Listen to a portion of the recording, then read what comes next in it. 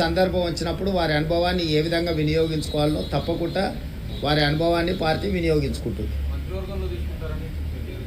చర్చలు మీరు చేస్తున్నారు, ఇంతవరకు మంత్రివర్గం మీదనే చర్చలు జరగలేదు. మీ పార్టీకి మీరు చర్చలు చేసేసిండ్రు, శాఖలు కేటాయించిండ్రు, ప్రమాణ స్వీకారాలకు కూడా మీరు ముహూర్తాలు అవును దాని ఖాళీగా లేవు. అదే కదా మీ మీ మీ తప్పుడు వార్తల వల్ల ప్రజలు గందరగోళం ఉన్నారు. విద్యాశాఖకు నేనే మంత్రిని, నేనే ఫుల్ టైం మినిస్టర్ను. నేను పార్ట్ టైమా? నేను కేసీఆర్ నా ఫామ్ హౌస్లో వండుకొని ప్రభుత్వాన్ని నడుపుతున్నానా?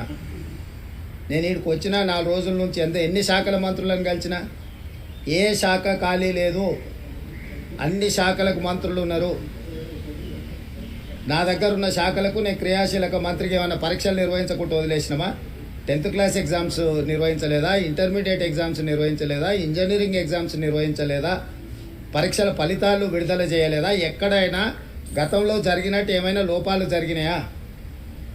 నీట్ కానీ డిఎస్సి నోటిఫికేషన్ కానీ ఏ పరీక్షలు ఆంధ్రప్రదేశ్లో ఇప్పటివరకు ఎంసెట్ రిజల్టులు కూడా ఇవ్వలే. మేము ఆల్రెడీ ఫలితాలు ప్రకటించేసి భవిష్యత్ కార్యాచరణను కూడా స్పష్టంగా చెప్పినాము. ఇప్పటి వరకు మీ ద్వారా సూటిగా నేను సవాల్ విసురుతున్నా. గతంలో విద్యాశాఖ మంత్రులు చేసిన పనులు, ఈ సంవత్సరం మా విద్యాశాఖ తీసుకున్న నిర్ణయాలను పోల్చి చూడండి. క్యాలెండర్ డేట్ ప్రకారం ప్రతి అంశాన్ని చాలా స్పష్టంగా నిర్దిష్టమైన ప్రణాళికతో ముందుకెళ్తున్నాము. కొంత పొలిటికల్ పార్టీ ఓన్డ్ మీడియా అంటే రాజకీయ పార్టీలు నిర్వహించే టీవీలు కానీ పేపర్లు కానీ ఆ రాజకీయ పార్టీల యొక్క ప్రయోజనాలను కాపాడడానికి శాఖలకు మంత్రులు లేరు. కేసీఆర్ 2018 గెలిచిన తర్వాత ఆయన ఒక్కడే ముఖ్యమంత్రిగా పదవి చేపట్టి కొన్ని నెలలు మంత్రులే లేరు. ఏ రోజన్నా ఏ పేపర్ అన్నా ఏ టీవీ అన్నా ఇట్లుంటుందా అని ఎవరైనా మాట్లాడినరా? 12 మంది మేము నిరంతరము కష్టపడి వివిధ శాఖలలో సమన్వయం చేసుకొని ఎన్ని సమీక్షలు చేసిన, విద్యాశాఖ మీద నేను ఎన్ని సమీక్షలు చేసిన, ఎన్ని రిజల్ట్స్ రిలీజ్ చేసిన.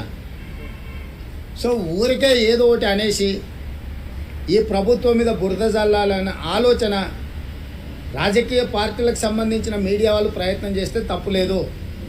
మిగతా మీడియా సంస్థలు కూడా అందులో పడి కొట్టుకుపోవడం సమంజసం కాదు. ఏ ఒక్క శాఖ ఖాళీగా లేదు. అన్ని శాఖలకు సమర్థమైన మంత్రులు ఉన్నారు, సమర్థవంతంగా నిర్ణయాలు తీసుకుంటున్నాం. ఏ కార్యాచరణ కూడా వాయిదా పడలేదు. ఈరోజు మీరు ఆంధ్రప్రదేశ్తో పోలుస్తారా, కర్ణాటకతో పోలుస్తారా, ఇంకో ఏ రాష్ట్రంతో పోలుస్తారో?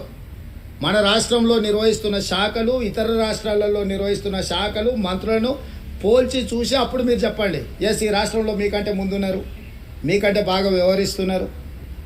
మేము ఢిల్లీకి వచ్చి మేము సంప్రదించినంత కేంద్ర మంత్రులను ఏదైనా రాష్ట్రం నుంచి ఇంక్లూడింగ్ బీజేపీ గవర్నమెంట్స్ ఉన్న ముఖ్యమంత్రులు కానీ మంత్రులు కానీ ఎవరైనా వచ్చిందా?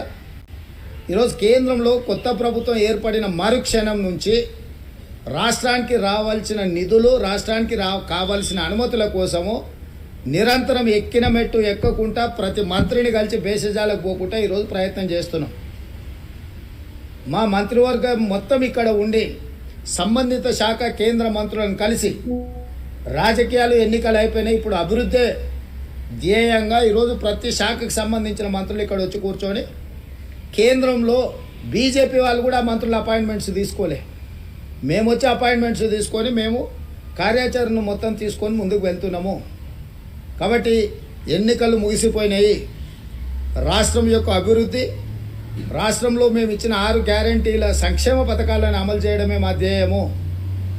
వాటిని ముందుకు తీసుకెళ్ళడానికి అందరి సహకారం తీసుకుంటాం, మీడియా మిత్రుల సహకారం కూడా తీసుకుంటాం. ఇప్పుడు 31,000 కోట్ల రూపాయలు దాదాపుగా ఏకకాలంలో రైతు రుణమాఫీ చేయడానికి మేము నిర్ణయం తీసుకున్నాము. ఇచ్చిన మాట ప్రకారం రాహుల్ గాంధీ గారు గ్యారంటీ ఇచ్చిందంటే 100% గ్యారంటీ అమలు జరుగుద్ది.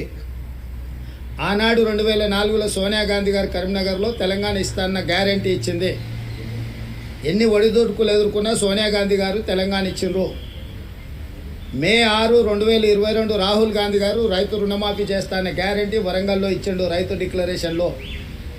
ఈ గ్యారంటీలను అమలు చేయడానికి మేము అహర్నిశలు కష్టపడుతున్నాము.